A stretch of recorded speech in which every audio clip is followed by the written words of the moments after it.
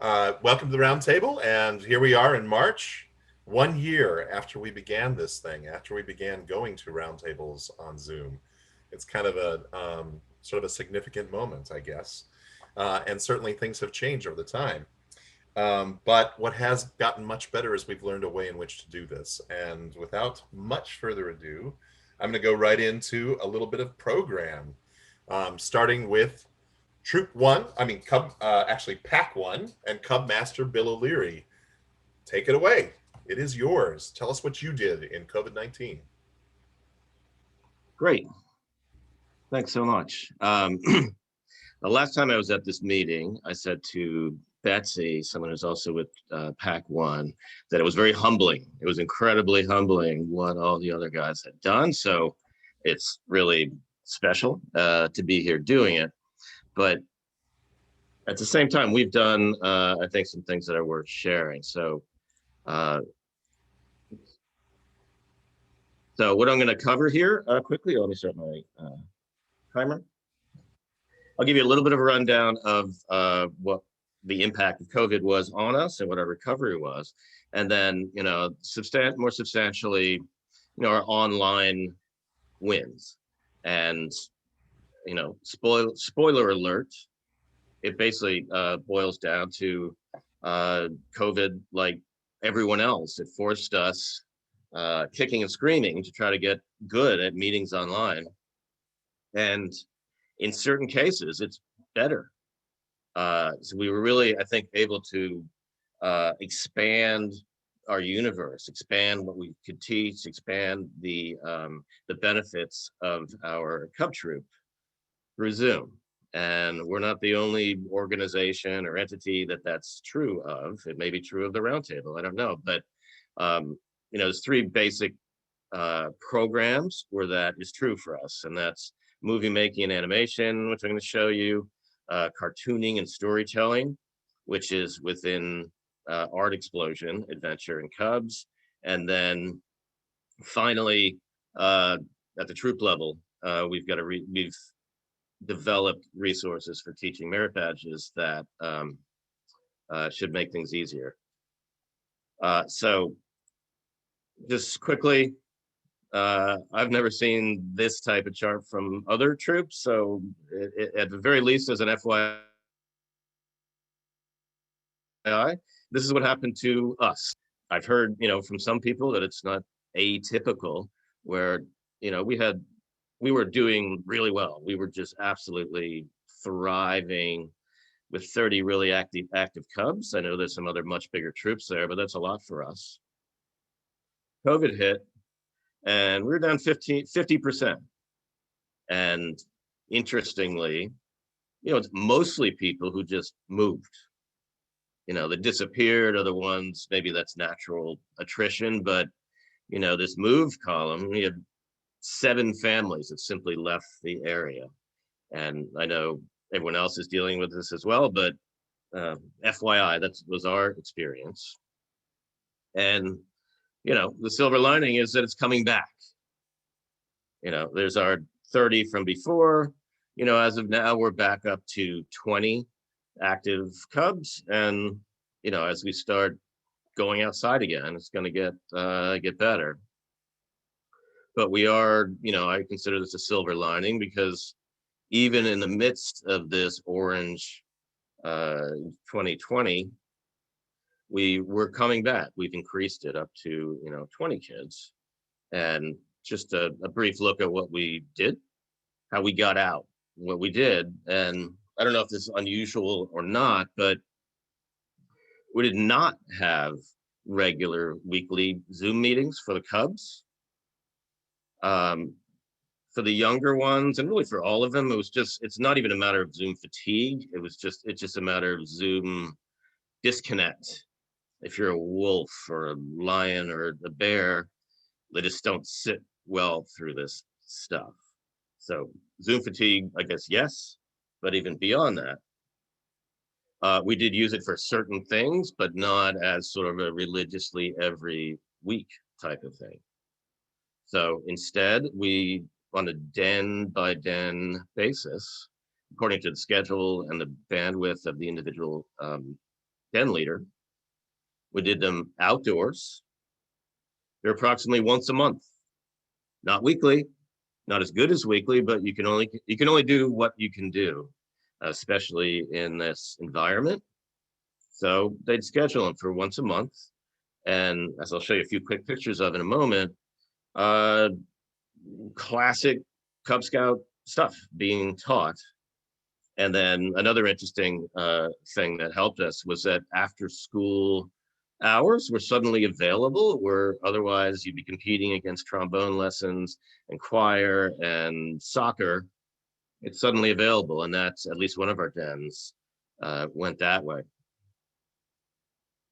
So that's what it looks like. You know, this is being done outside. This would have been in the basement of Holy Trinity, but we're doing the things the Cub Scouts do. You know, so we're trying not to miss anything despite the challenges all the way up through Weeblos. And then just quickly, when I said we're doing really well and we were really just blooming before COVID hit and tripped us up a little bit, I'm just going to click through a few things that we're kind of proud of that we did in normal times. You're not going to see masks here.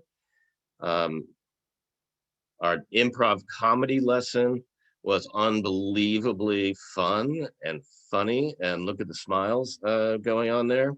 Improv can help a lot of people learn how to be more comfortable and think on their feet, and it was great. We had a Cub Dad professor teaching these guys DNA basics, pipe cleaners with DNA strands. We call this beyond whittling chip. We did whittling chip, of course, but we really got into it with explaining the different types of knives, how to handle them safely, how to use the right tool for the right thing, and creating stuff, creating things. Another favorite of ours is we had the forensics elective adventure. One of the Cub Dads is a former federal agent. So we got fingerprinted and then did an organized competition where we identified a mystery culprit somewhere within the troop, this whodunit competition.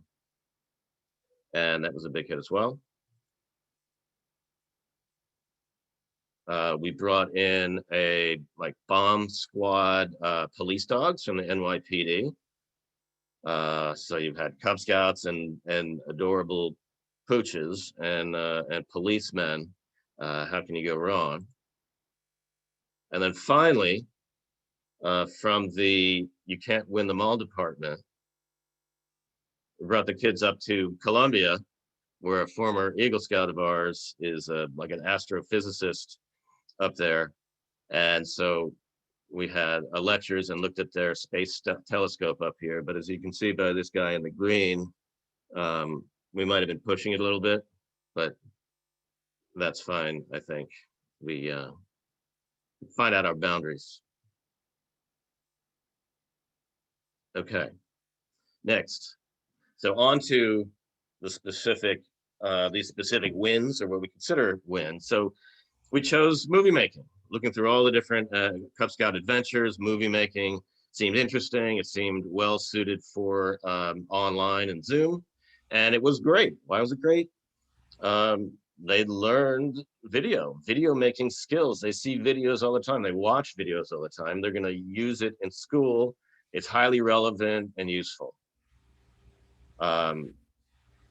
The challenge and the fun of being able to quickly learn technology like that, highly relevant and useful. And this is a great example of where Zoom is better than at a meeting. I mean, we don't have good Wi-Fi. We don't even have so much as a cell signal in our church basement at Holy Trinity, for example. We can't do this type of stuff. You really can't present anything in where we are physically now. So this really opened up a lot more that we can even touch on. And then the aspect of this particular badge where the kids do their videos and then it's shared, and I don't know if critiqued is the right way, but there's input on it. And it was very motivating, I think, to them because it was fun. And they may not care what the scoutmaster or the assistant cub master says about their video, but they do care what their cub peers think. So it was very vital. There's lots of engagement, and basically they amazed everyone. The quality of the output of some of the stuff, and then also the spirit of cooperation and collaboration was just kind of inspirational. And I would recommend it. It's entirely it can be duplicated easily in any of your cub trips. But let's take a few of my minutes here. I'll show you a couple of these things to give you an idea. I'm going to share. So this is maybe not that big a deal. You can see this, right? The bow and arrow. Yep. This was done by a cub. We just said, download this app and do something. And within like 5 minutes, they're able to produce that.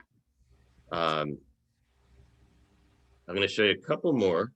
I do have my timer on, but some of the stuff is really cool. You're good, Bill. Okay. Here's a stop motion animation, like done by a Cub Scout. And it's got a story. It's like a soldier and his dog. Hey, dog, get into the boat and hide. The enemy's coming. Lay down. Now I'm going to get in before the guy with the crossbow comes. Hide.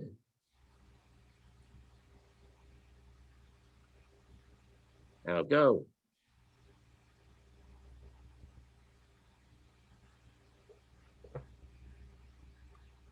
Yeah, they're reaching land. Look at that. See that? That's maybe the coolest thing. You see the dog swimming? You did, right? Yes. Okay, so that's the best part of it. Here's another one. This one is claymation. And Jason, this one is there's a little bit of violence here. I hope that's okay. But they are boys. They're 10-year-old boys. Claymation. No training, nothing. I love it. Absolutely no training.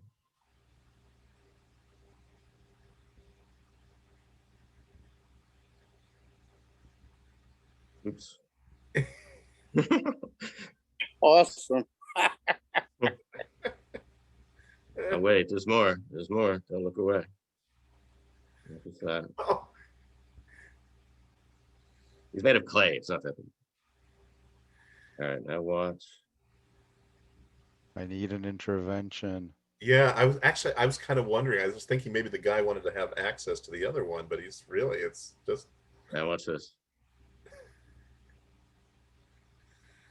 Oh wow, like a Voldemort's There coming you out go. back. So the point here is it is entertaining. That is part of the point. But the other part of the point is, oh my goodness, look what they did. We gave them these basic tools, and look what they did. Here's one with music. I've got to show this. It's amazing. I want to show all of it. It's called Boy Scout Hero. And the official requirements for this loop, it says all of the content has to be like Boy Scout and Boy Scout Oath oriented, which Wilson didn't do. We didn't really enforce that. This one is, but it's also awesome.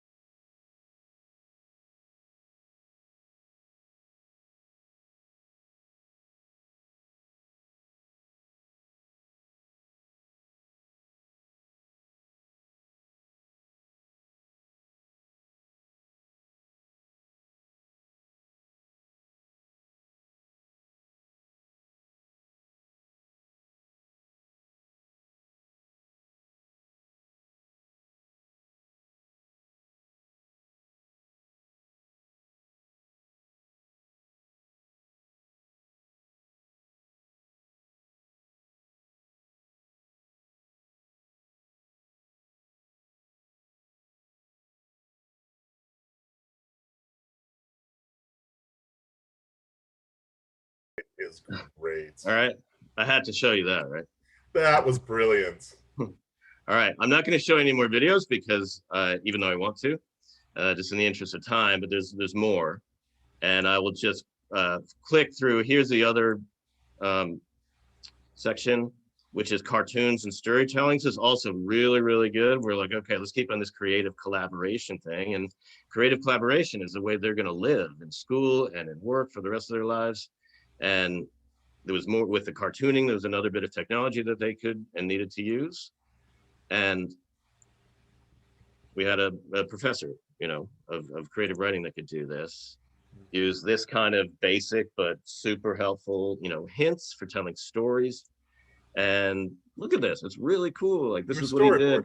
Yeah, it's this great. is a storyboard, and it's really rich in like the setting and who they are and what the color they are. And it's, imagine how fun that is to share, and everybody looks at it, and we would critique it and give ideas. This is like a Wolf or Les who put this together with his family, very elaborate, using the technology that we guided them to.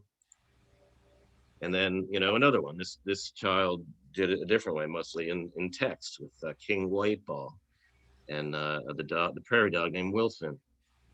And then finally, and this is it, that I wanted to share is that, and I know this is probably not the first time people have done this, but for this is Boy Scouts now, not Cub Scouts, for the animation badge, for mammal studies, and fingerprinting, those three.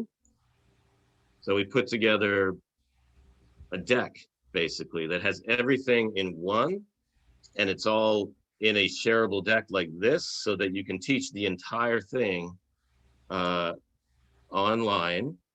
And I'm just gonna click through it really fast, like not really talk about it, but just show it to you so you know what it looks like. This happens to be animation. The other ones are similar in content. We'll be loaded here in a second. Here we go. So tells you what you're going to learn, what the requirements are, and then, the content. When these are videos, the videos are already in here, and they teach these. These are all hot links. So this teaches what the requirements are, all embedded here already. Exaggeration, like this is part of the requirements, and you can talk through these examples of exaggeration, all in there, ready to go. Same with appeal. And I'm just clicking through, it'll be done in a minute. Embed some videos. This video is Timelines. All of these have videos associated with them, these points in the history. The project. And so we guide them, and Carolyn is on this call, and she's the merit badge counselor here. So kudos to her for working with us on this. And these are links too. It's like, here's how you plan it. Here's how you storyboard. Here's how you create it. Here's what storyboard is. Here's a video that explains it really well. Here is the software that you should use, or you can use, and here's how to use it. You can type. And then and here at the end, there's this answer blank where these are all the requirements. It's all in there. So they can just print this out, write in the answers. And by the way, all the answers are within this deck. And then appendix. So that is our summary. That's our summary. Can I add one thing? Well done. Well done. Also, can I add one thing just about that I have to say, because I was, invited to participate in the animation merit badge, which was, I'll put my camera on, sorry, which was really an awesome opportunity. I have to say, I work in the art field, and there wasn't one bad project. There wasn't one kid who said, oh, you don't know what to do.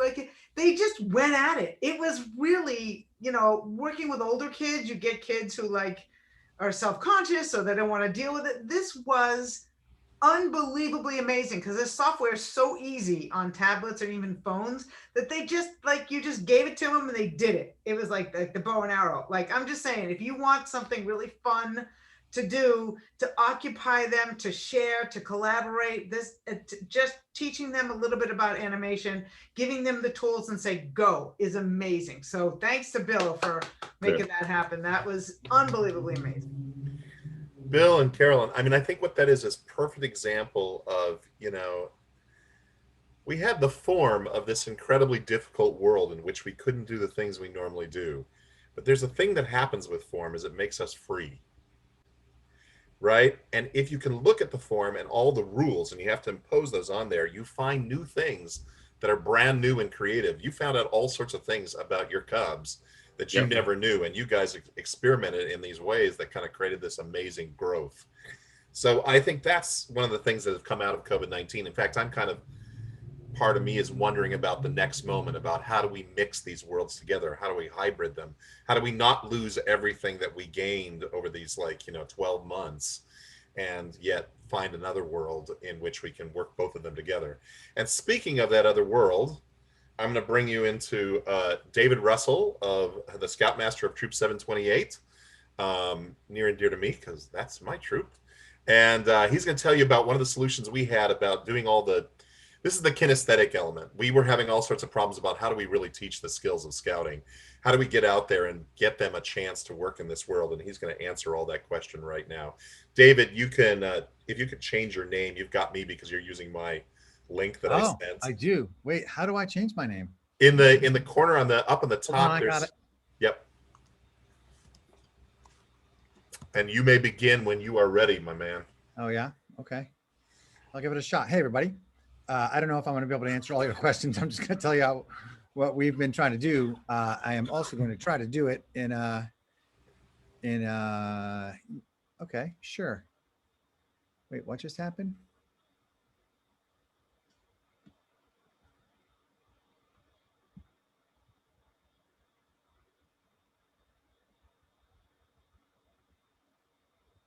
Interesting.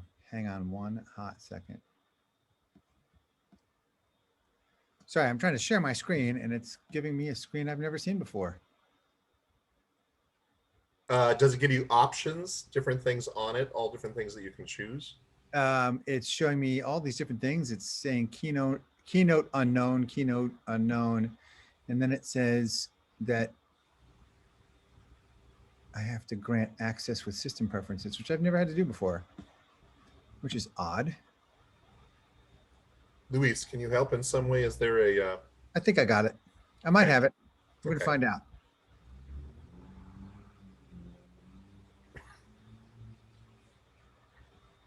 Do we have the sharing? It's a matter of co-host option.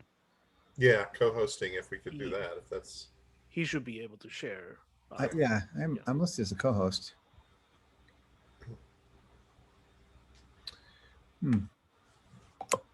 Strange. Okay.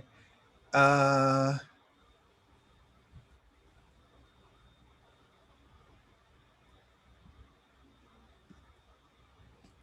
see. Hold on. It just asked me to quit and do something. Well, we can ask. Oh, here we go. I got it. Okay. Yeah, sure. In theory, I've got it. Okay. All right. Let's try this. Let's see. You all can see that. And I'm going to try to make it so that it is the whole screen. All right. Okay, there. Is that working for everybody? Can we all see that? Yes. Yes. Great. Right. So as Neil said, and I'll go through it a little bit in here, we were sort of frustrated by the, the pandemic and sort of the making sure that some of these skills locked in. A lot of these things that we teach really are difficult to get to. And for Troop 728, it was, well, I'll get there in a second. So I'm just going to talk about it. It's sort of an idea I came up with just while I was hiking through Inman Hill Park, which is our neighborhood park, which is a gorgeous neighborhood park. And really, if it weren't for the park, it'd be a little bit more difficult to do this. But I'll touch on that a little bit later. So I came up with this idea that I just randomly, I started calling it a scramble, which is kind of like a Klondike Derby, except for that we do it ourselves. Right. So, I mean, let's be honest. I know the We were just talking about some of the benefits of Zoom because there are definitely some benefits, and not the least of which that we're able to still have meetings, which is pretty huge. But I think we all understand that Zoom fatigue is a pretty real thing. We're all feeling it. I know our scouts are feeling it. I know Kevin, my son, is feeling it. There are always technical issues, and like the one I just had. We have a lot of issues with microphones and connectivity, internet connectivity, stuff like that. And I feel like the Zoom meetings are really great for talking about things, but they're not so great for doing things.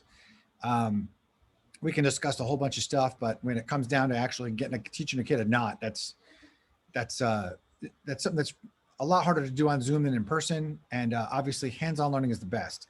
So back in October, we sent our scouts home with little pieces of rope to test their, to practice tying knots. And frankly, that's never, ever going to happen. No matter how much we ask them to, we have to be there in person to go through it with them and get them interested. Right. So a big part of that is getting things to do things, giving the scouts opportunity to do things in a practical way, which I think is how the learning sort of locks in. But obviously there's a lot of difficulty of planning these outings during the pandemic that we've all been dealing with. There are transportation issues. There are places that we have access to normally with public transportation, for example, but during the pandemic, they reduced the schedule for public transportation. So we used to be able to take a bus to Alpine on Saturdays, but we can't anymore. And not everybody in the troop has parents that have a car, and there were carpooling issues, obviously because of social distancing. One person per tent is something that for us would be very difficult to do. We have a limited number of tents, and the tents that we have are 4-person tents. So we could easily take 3 people camping, but that doesn't seem like it's going to fit the bill. There are some limitations with and restrictions with how the kids cook. It's not normal patrol cooking anymore. There's obviously, because of the pandemic, they're doing things a little bit differently. And also the regulations are just constantly changing, whether you're able to camp, what you're able to do. As you guys with school age kids know that now the kids can be within 3 feet of each other inside of school as long as they're wearing a mask. And that was 6 feet, a week ago or 2 weeks ago. And of course, there are parental concerns. For some reason, I put a period on the end of that. I can't say why, but and of course, all the parents are nervous and they want obviously themselves and their children to stay healthy. And so I think it's sort of natural for people to pull back from things because they don't necessarily want their kids going out on these kinds of outings and interacting with other people necessarily. And then there's a whole other set of concerns. Some of these are restricted or specific to Troop 728, but we had to relocate our scout room right when the pandemic set in. So we had to move, I don't even know, 20, 25 years of stuff that had all been in the same place for that period of time from one room to another.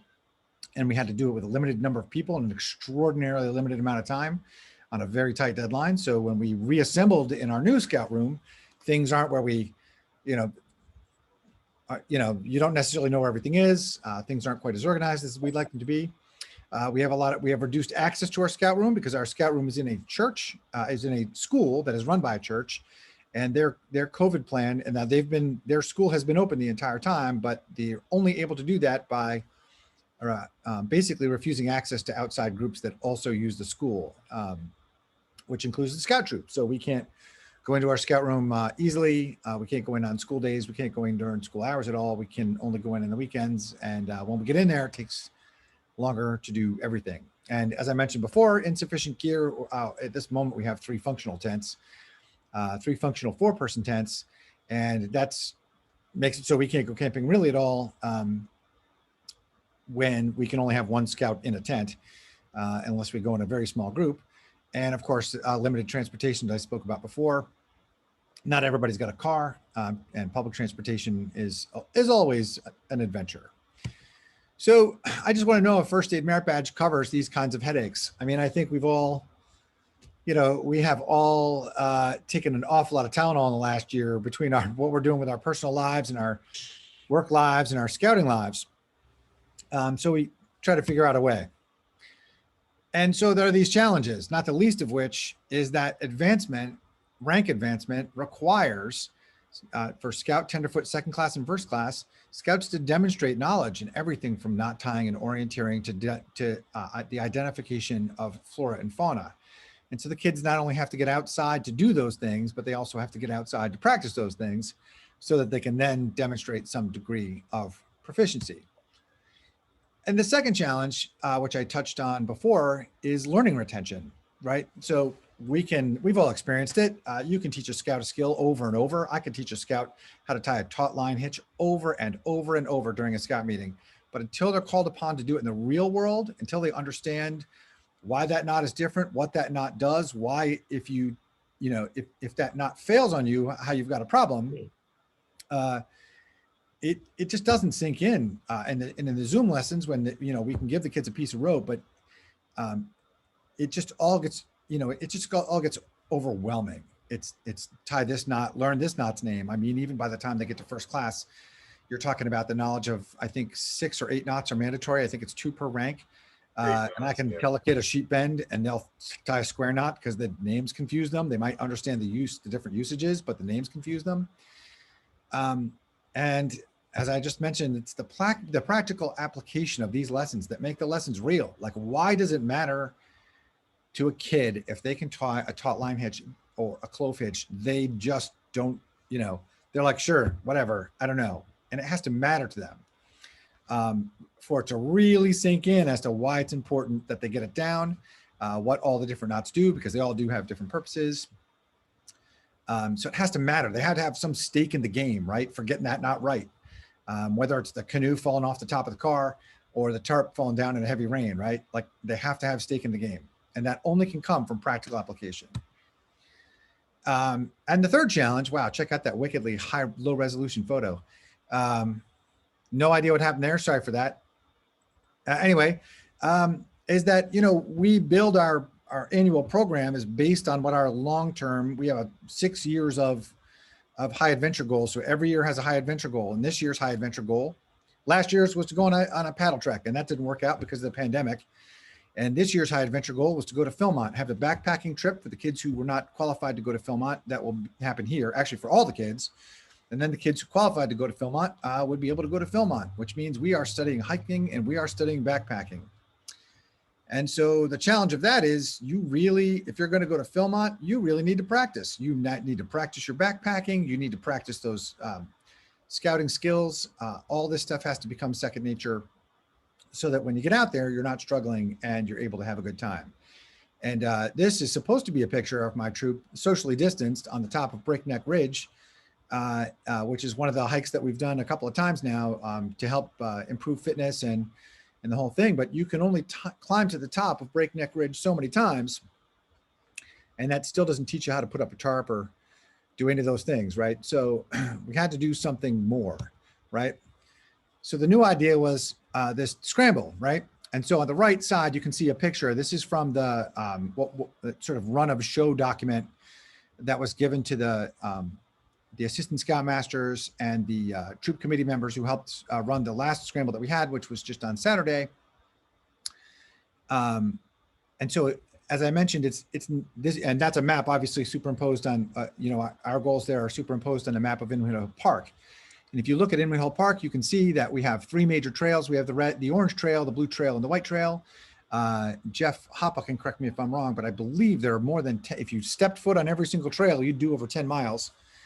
And we are not afraid to make our kids double back and do different things. So we've definitely put some mileage on in the park, and it's a real forest, and it has some significant ridges and I think it's about 285 feet of elevation available if you go from the bottom to the top of that ridge.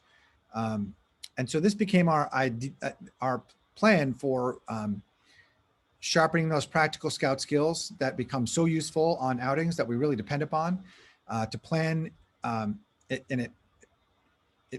These events are planned to cover the requirements for rank advancement. And also they're planned to sort of lock in those abstract ideas and make them very real. So you can see on Saturday, we all meet at the start and finish line. We had a tarp challenge, which I'll touch on in a second. We had a distance measure and then rope throwing event. The scouts then went and took several bearings. Then they went to see Efren Alvarado, who did a purifying water and sort of a camp stove demonstration. He showed them how to turn a ramen meal into something quite special. Then we had a backpack packing demonstration and a sort of on the spot first aid challenge. And then we had the kids send a mirror signal. Now, some of these events are new to them, this scramble, and some of them are repeated events. And some of these events will continue to be repeated until the kids, it's second nature. We'll touch on that in one hot second. So the whole thing is we start together, and here we are on a very snowy morning. This is in February. We all meet at a designated spot in the park. We talk about the rules and the scoring of the event. And of course, we talk about social distancing. Throughout these pictures, you should see some of my guys with like a $6 broomstick that I bought. I bought a pile of them from the Home Depot for one of those hikes up Breakneck Ridge. And the idea of having a 5 or 6 foot, broom handle is that you can use it as a walking stick, but it's also like a really solid visual reminder that you need to be 6 feet away from somebody else. So if you can poke them with your stick, they're too close. Of course, we don't encourage poking other people with sticks, unless those people are bears. That's another story. And when we start off, after we've established the rules and we make sure that everybody has hats and gloves and all the things they require for the day, we usually start off with a really simple challenge. Take this map and orient this map. And the patrols all work together to get that done. And somebody's going to finish first. And this is what gives us our staggered start, is whoever completes that challenge first goes first. And I should note that in this group, you'll also see Jean Carlson. She's somewhere in this photo. Her son's in this photo. Troop 728G, our girls troop, they participate in these events. Now, because they don't have, they're all obviously first-year scouts, so they don't have any experience yet. So Jeannie goes with them with another adult leader.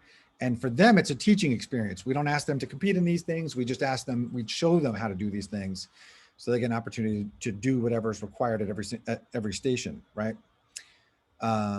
Let's see. So we stagger that departure time. Let's see, we covered all that good stuff. And these courses, it's very heavy on orienteering.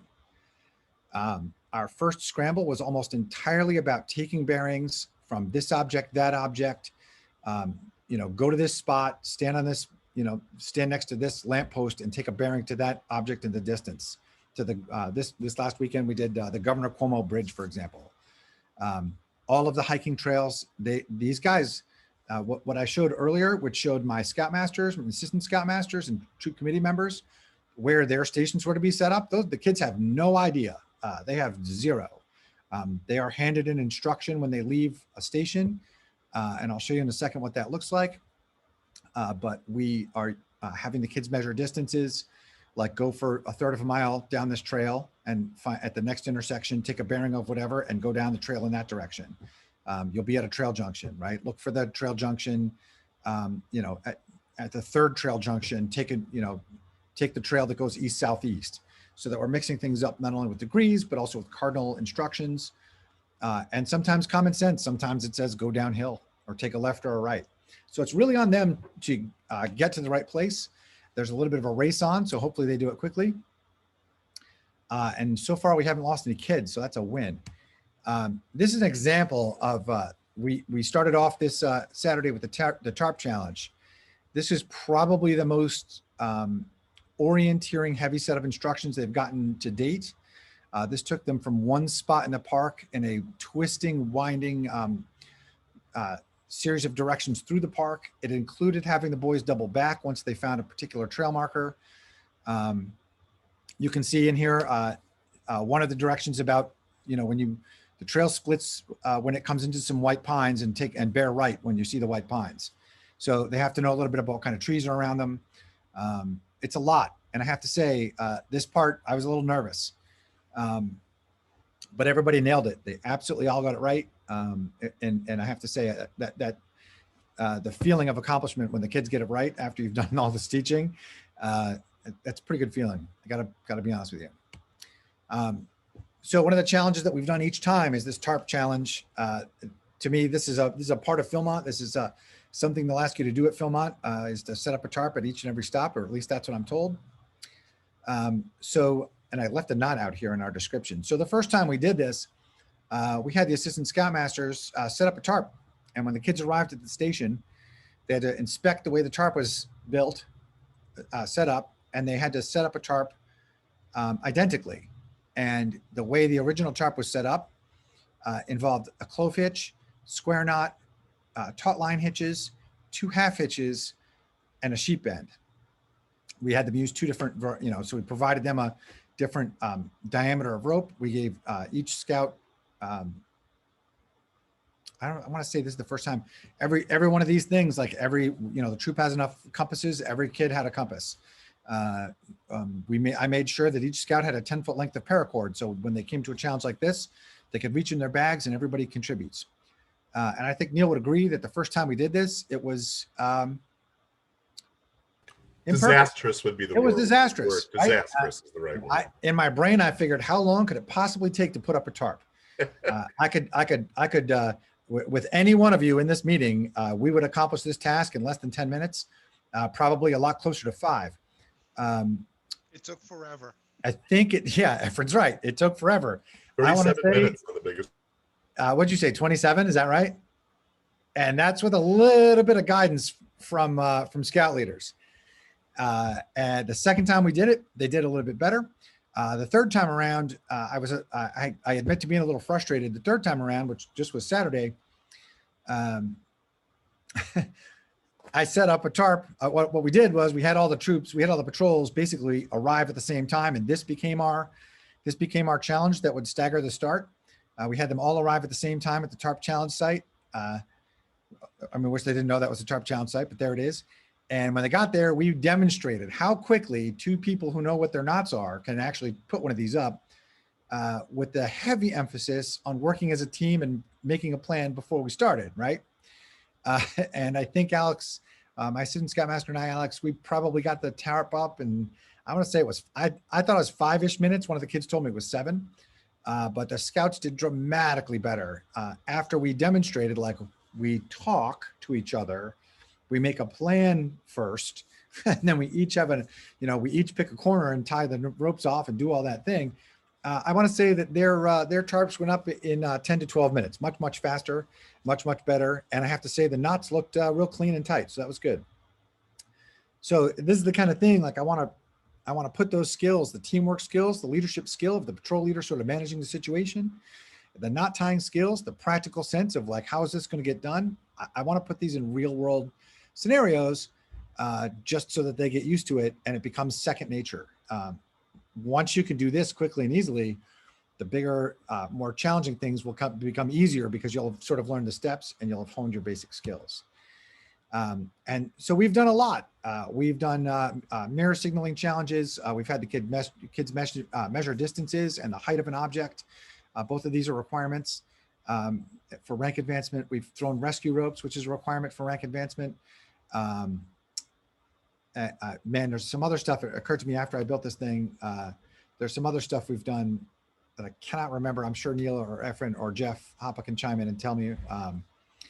But we're trying to change it up. We'll repeat things. We'll teach, we taught the kids signaling during a meeting, and then we like 2 weeks later, we had a scramble, and we put a signal mirror in their hand and said, give it a shot. And they pulled it off. Gear for hiking. We What's that? explain what's in the backpacks and ask them to show certain things, like the first aid kit. Yeah. Great point, is that we try to do an inventory before we start out, make sure the patrols are supposed to show up with a first aid kit. Each kid is supposed to have a scout book with them. They're supposed to have water to drink and a trail snack. Most of these events are pretty short. We try to get done by a late lunchtime. Although I will say, the one thing we haven't managed to do is get these kids to hike at a reasonable rate. They're usually lollygagging around and goofing off and talking to each other, but that's okay, because they need some social interaction. So some of the kind of ideas that we have planned for the future would be like a tent relay race, where we have, you can see there's a soccer field behind these guys. We wouldn't, when it dries out a little bit, we'll have 2 kids from a patrol run from one end to the other with the tent and run back. And then 2 other kids run down, set the tent up, run back, have 2 kids go take the tent down and run back, and have 2 kids run down, pick the tent up that's packed and run it back. These kinds of things to help them gain proficiency in setting up the kind of tents the troop owns. We can do like a bear bag challenge, which would be not dissimilar from the tarp challenge. Plant and animal identification. I'm sure there's going to be a cooking challenge coming up in the future, because the park affords us 2 areas in which we're allowed to set up a stove. And Efren and I have been talking over some of the possibilities about what we can do with that. So there's really no end to what we're able to do, I think. I mean, they've certainly nailed the orienteering part, but we'll keep going with that too. So far, it's been pretty good. So, and we've also done demonstrations. So just as we mentioned this last week, Efren gave and I kind of wish I was sitting in on that. He gave me some interesting ideas. He gave a really good cooking demo on how you can take that 50-cent package of ramen and turn it into an actual real meal. And we'll talk with the kids about different kind of backpacking stoves they can use and demonstrate that. We'll be demonstrating water purification methods like live and in person and getting them to put their hands on it and actually do it. And here you can see on the left is the aforementioned Alex, and on the right is Gabe. And Gabe brought his fully packed backpack as if he were going on a trek, and he disassembled it in front of the kids and was like, look, this is what it is. Here's what you bring, and here's all you need to bring. And you can see some of my scouts are wearing actual backpacks in this picture, although the smarter ones probably took them off. So going forward, we're trying to encourage them to pack like you're going to go, so we can go through your stuff and make sure it's right. And also you get used to having that backpack on your back. So the scrambles we've done so far, there are only 3. The lowest mileage, I think, was this last one, was about 4 miles.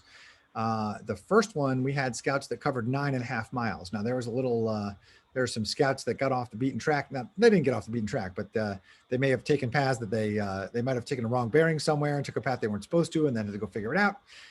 But yeah, I think the most we had a kid walk on that one was about 9.5 miles. In the 9.5 mile, the first one we did, there was an awful lot of up and down. I mean, I realized that I think 260-foot elevation or whatever it is at the top of that ridge isn't that high. But if you've done it 4 or 5 times, you'll feel it. You'll know for sure. And of course, we hiked in the snow, which is an added level of difficulty. And we'll be adding backpack requirement. And we'll be adding weight to that, especially for the boys going to Philmont. We'll be adding weight to that backpack to make sure that they're getting it on. This is all on top of the training they're doing, by the way. The Philmont crew is doing training on their own. With increased mileage and increased weight. So that's a whole other story. And the last one is everybody goes home tired. We've done 3 scrambles and they're just exhausted at the end of it, and that's a good day. I think when people have learned stuff, they're getting better each time. And at the end of every time they're pretty exhausted, but they seem to be pretty eager to do it again. So there it is. Thank you, David. That was complete. That really explained what that scramble's all about. Wow. And I want to move us quickly, but I want to just say how complete that was and how interesting and how much growth has happened, even in the middle of the pandemic. Once again, the whole comment of like form is freedom. We had to come up with a solution, and David, it was your brainchild, and it works. It's really making a difference on the skills of those guys. It's unbelievable. So COVID-19, once again, in this battle for engagement, we're winning, right? Things are happening. People are figuring out a way to make it happen. All right, I want to move really quickly because we have to move. Can I ask a question, please? Yes. So would you guys be willing to share that scramble and we would footnote you, just because I'm daunted by the creativity and the energy that you put into it. And I just don't feel that coming up within me to create that. So I'd love to borrow it. Sure. It's a little open-ended in some cases, and meaning that, like, I'll say to the adult leaders running any given station, like, here's what the idea here is. You figure out the details, right?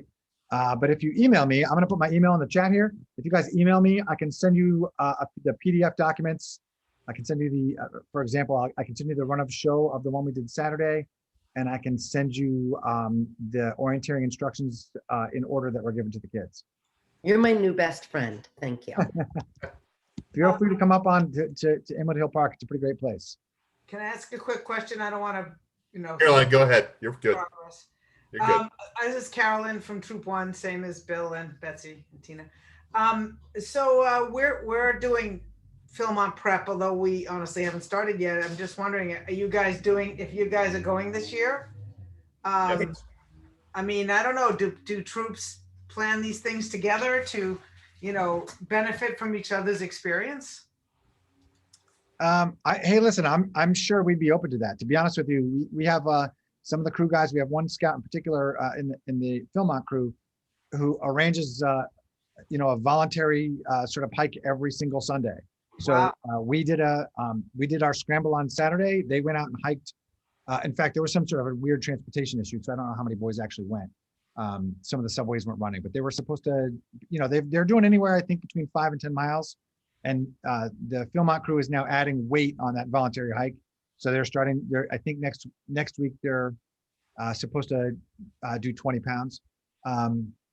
And yeah, we'll be working with the PLC, hopefully as we get closer and closer to sort of hopefully doing some more backpack managed things. We might, because we lack the tents to do this with the tents that we own, we might do as like a wilderness survivor style challenge where I give every kid, like a 6 foot by 8 foot chunk of plastic and teach them, we'll teach them how to make a shelter and have everybody make their own shelter. That way they're all in their own space. Wow. But sure, I'm sure we'd love to work with you guys on that. Speak to Neil. And Gabe are our advisors for Philmont.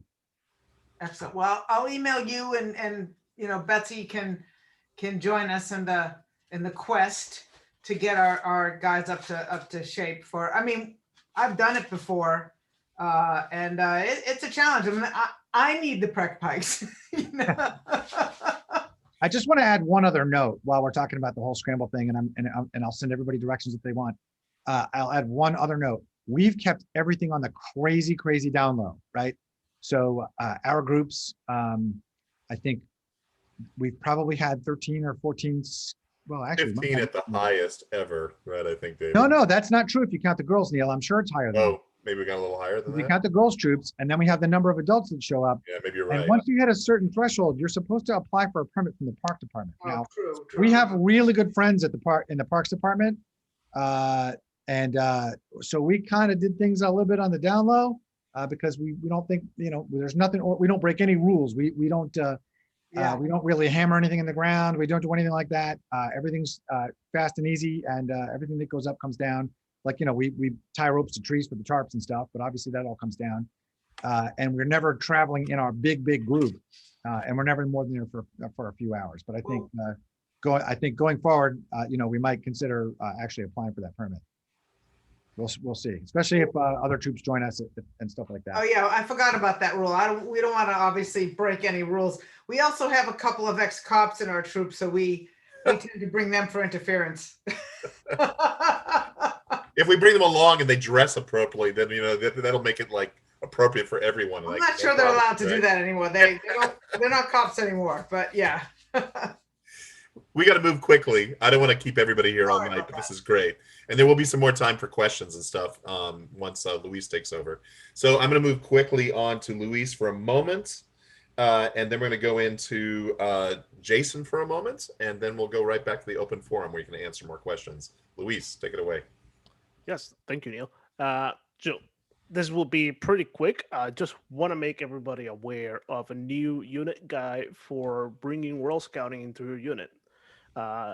We are all scouts, part of a worldwide brotherhood, and we all wear the World Scouting patch in our uniform, and we have over 55 million scouts around the world. And these activities are meant to help your unit connect to World Scouting, meet new scouts, and participate in the global scouting community. So to find this guide, the best way that you can do is you could go to Google. Let me just share my screen and just put unit guide to World Scouting BSA. And it will be the first link that comes up. And it's a pretty simple guide. It has the different activities that you can do, hosting a virtual international scout meeting, participating in the Jamboree on the air and Jamboree on the internet that happens in October every year. So close to October, you will hear from us also, so you can participate in the Joda Jody, making a Messengers of Peace project. Probably you already heard about Messengers of Peace. Also planning a World Scout night at your unit. And there are different activities. This guy has all the different ideas that you can do in it. And this is something that we want to encourage every unit to do every year. They will be holding that World Scout 9 program, doing a messenger piece every year, and participating in JODA and in Jody. So for World Scouting program night, you can even try to invite scouts from other countries. If you know a scout already from maybe one of your scouts went to the World Scout Jamboree 2 years ago, they might have connections with those scouts. You can invite them over. If you don't know any international scouts, you can reach out to via Facebook. There are a bunch of Facebook groups that are online. So, for example, in this guide, it will tell you, I think it's a first scout group that is posted in this one. You can read through this guide and you can find links to different scout Facebook groups where you can connect with other scouts around the world. And you can also contact our international representative for the council, Pat Bain. It's our international representative. And you can also let me know. I know a few scouts around the globe. So we can help you make those connections so you can have that international program night. For a Messages of Peace project, you might want to consider looking at the Scouts for SDGs. So the few years ago, the World Scouting signed a memorandum of understanding with the UN to promote the Sustainable Development Goals. And you can find here different project ideas on each of one of them, depending on the goal and what type of projects you want to do. And you can even see a map in here of all the projects that have been done worldwide. Over 2 billion hours of surface projects. Here in the US, we have over 7 million hours of projects, and you can see the different amount of projects by goal. That's just something to pick your brain. And participating in JODA and Jody, again, will let you know if you have scouts that are about to turn 18. And there's a great opportunity next year to go to the World Scout Mod in 2022. It's going to be in Ireland. So the World Scout Mod versus the World Scout Jamboree is a different program.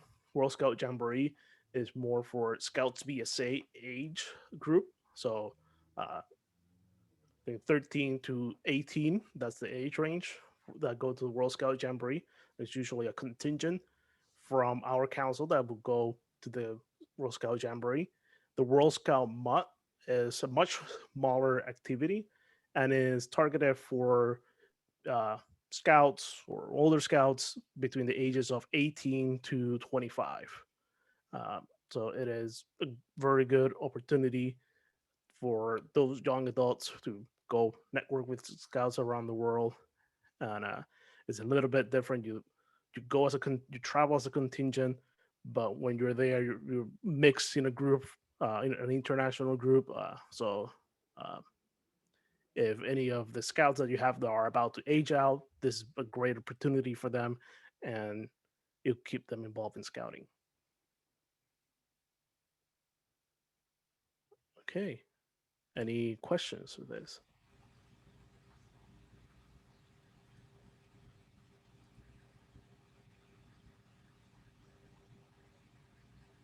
Have What you been happened? to- I'm Go sorry. ahead. Have you been to Counterstag in Switzerland? Not yet. I was gonna go last year, but it got canceled. We were supposed to go last year too. We're going this next year, and we went a couple of years ago. It was amazing. So I'm very excited. Never heard of this. I can't believe it. I'm very excited. Thanks for sharing. Okay. And there will be more chance to talk with this once Luis takes over in the open forum there too. So if you guys have more questions that filter up, the man's going to respond. All right. So quickly moving to our esteemed District Director, Jason Toledano. Up, Gets a team? few minutes. All right. Okay, this is big. I can't really share my screen because my computer's kind of messed up, but I just put a link in the chat. Everybody go click on that link. nycscouting.org/Manhattan. This is going to be a game changer, so please do this. nycscouting.org/Manhattan. It is an easy link to remember. nycscouting.org/Manhattan. If you go to that link, you'll see my lovely face. If you keep scrolling down, you'll see Big Apple Leadership and Resources, Manhattan by the Numbers. You'll see some tabs. If you click on Resources, there's a thing there that says Unit Leader Resources. That will bring you to a Google Drive that has a few things in there already. One of the folders is of our roundtable summaries. We will be releasing a one-page summary per roundtable. We're still collecting the data or the information from the last one, and we're going to put it in here. If you go back and you click on the folders, Neil or whoever is sharing, you can see, so there's also registration and applications. Click on that. This is a place where I'm going to be storing files that, for all of you who ask me for things, this is a place where you can just find it, what the best practices are. You can find it on your own without having to ask me. And that's not just me saying like, hey, I don't want to talk to you guys anymore. No, sometimes you need to do this and I'm on vacation. So I want to put the power in your hands.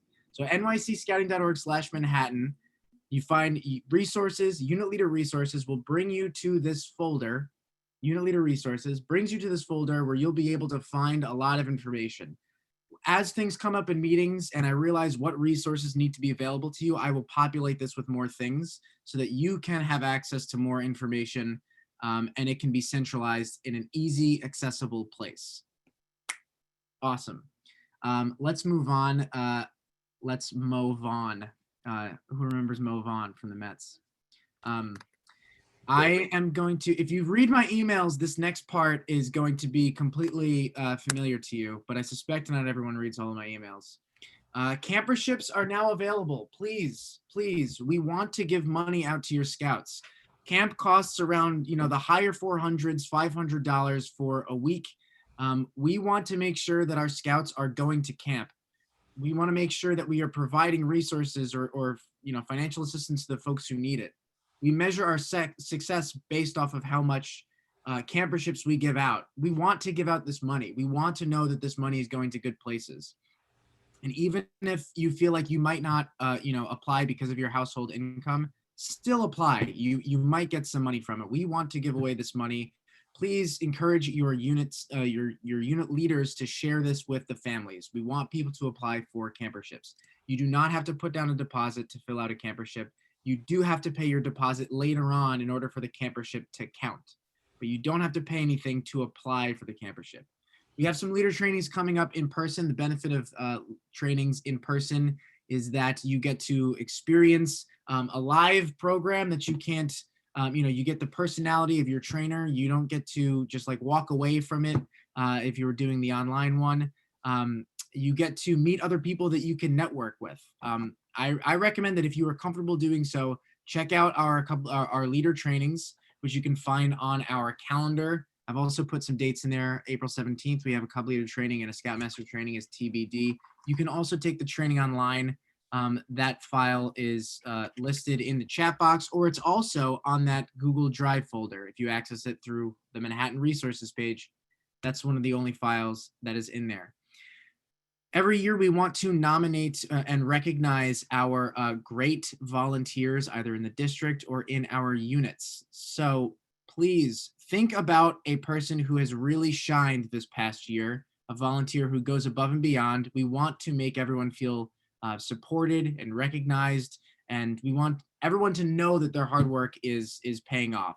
So you can click on the link there for the nomination form, which you can download or just type information into and then send to myself or Pat Bain. And then as a final note, the most updated information about the coronavirus restrictions and unit camping restrictions are available on our website. That gets updated before I learn new information. So it's best to just go to that webpage first. That's chock full of good stuff. It also has a timeline for what is going to be opening in the, soon enough. So that's on the unit camping link.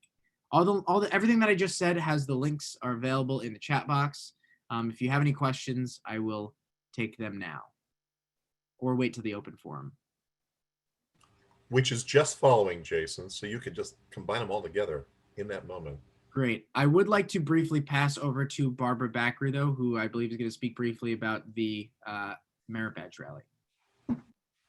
Hi, everybody. Good to see you all. I'll be brief and I'll tell you a little bit about the Merit Badge Rally.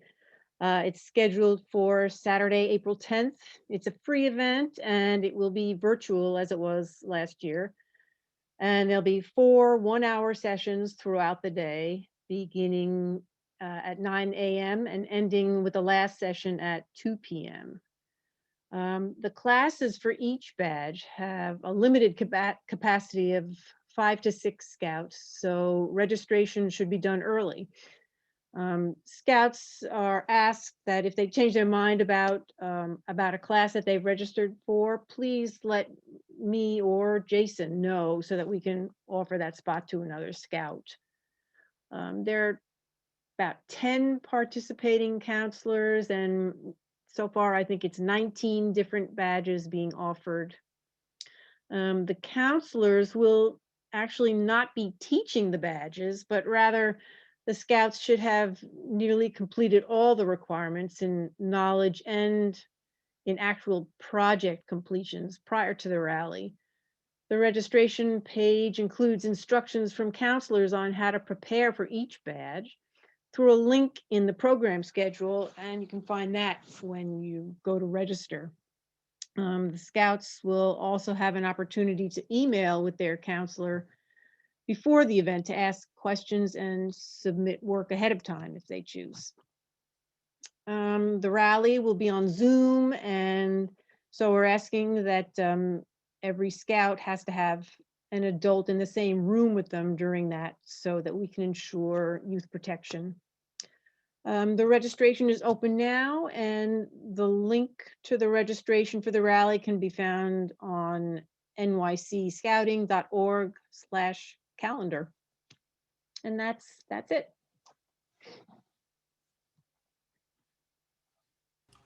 Thank you, Jason and Barbara. Man, that was incredibly efficient. We should take our notes from you guys. Fast, clean, and clear. Thank you. That was great. All right, so now we can open up to a little bit of discussion with Luis, our esteemed commissioner of the district. He can open up the forum to the Scouters of the Roundtable. It's all yours, Luis.